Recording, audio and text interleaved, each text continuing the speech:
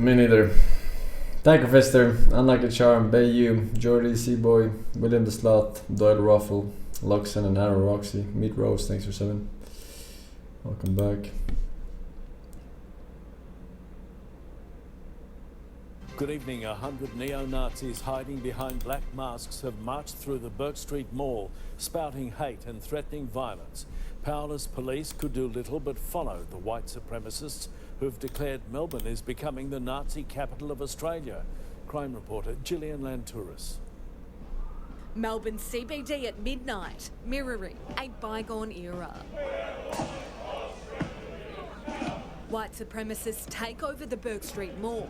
In their own words, people say that Melbourne is the left-wing capital of Australia. It's becoming the Nazi capital of Australia. Sadly, Victoria has become the hate state. One man enjoying a night out had his phone smashed out of his hands. It's not a peaceful protest at all. While a 26-year-old was taken to the Royal Melbourne Hospital after spitting at the masked men before he was bashed. I had an English backpacker. He came up to me. He's like, it's my first night out here. Is it normal for there to be Nazis walking around? Police powerless, following the crowd through the heart of the city.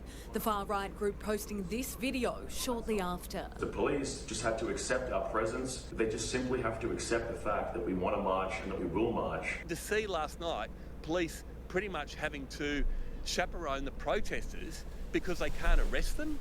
What's that about? The group is spearheaded by neo-Nazi Thomas Sewell. They spent the night at the Phoenix Caravan Park in Balan. A journalist and a photographer were allegedly attacked before the group picked up other members in Bacchus Marsh ahead of their national conference, where they were greeted with fierce opposition. They're not nice people. We let them know that we know that. The Premier condemning the group. Nazis don't belong in this country and they know it. That's why they hide behind masks in the dark. We're not afraid of these goons, but we will not tolerate them either. We don't need to wait for another Christchurch to happen in our city to take this growing threat seriously. While no arrests were made last night, Victoria Police says it respects the right to protest. However, racist, anti-Semitic or hate-based behaviour is not tolerated. I call on the Premier and the Prime Minister to outlaw any neo-Nazi and white supremacist organisations operating in this country. They're organising a group of people to target individuals because of their background, and that should be illegal.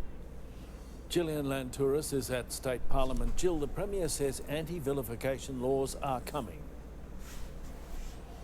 Yes, Pete, they have passed in Parliament and will come into effect next month, meaning it will be a crime to incite hatred or threaten physical violence against someone just due to their background. But in December last year, the Premier came forward and said she would strengthen protest laws. She wants to abolish wearing face coverings or balaclavas during protests, which would mean police would have more power to arrest people like we saw last night. They all had their face covered. But this was 8 months ago and still no change. This hasn't been debated in Parliament yet.